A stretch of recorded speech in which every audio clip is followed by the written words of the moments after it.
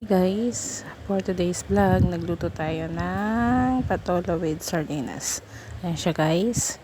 Ayan, una naggisa muna ako ng bawang. Ayan.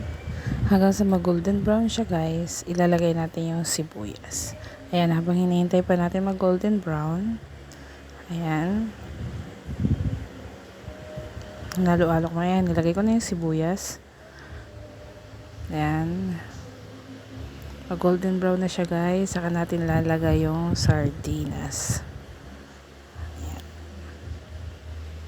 Ayan, halo-halo ko muna siya para mag golden brown. Then after no, saka natin lalagay yung sardinas.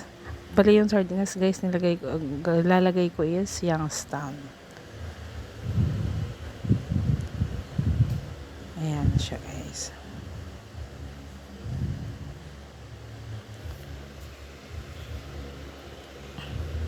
Siya guys, hindi pa siya golden brown. Ayan, nilagay ko na yung sardinas. Ayan, halo-halo ko siya guys. Ayan. Pag kumulo na siya guys, tapos ilalagay natin yung pamintang durog. Ayan, nilagyan ko siya ng pamintang durog. Ayan, kumukulo na siya. So ayan, nilagay ko na yung asin. Ayan siya guys, dalawang spoon na asin. Ayan, tapos nilagay ko na yung patola. Ayan, hinalo-halo ko siya. Hindi ko muna siya guys nilagyan ng tubig kasi nagtutubig po yung patola.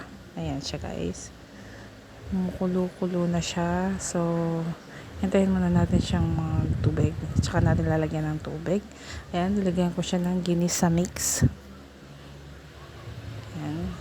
Pampalasa siya guys. Para lalong sumarap ang ating patola with sardinas. Ayan siya guys. At ayan na siya guys. Luto na siya. Kain na tayo. Have a nice day. Salamat sa panonood. Ingat and God bless. Bye bye. Thank you guys. Mama.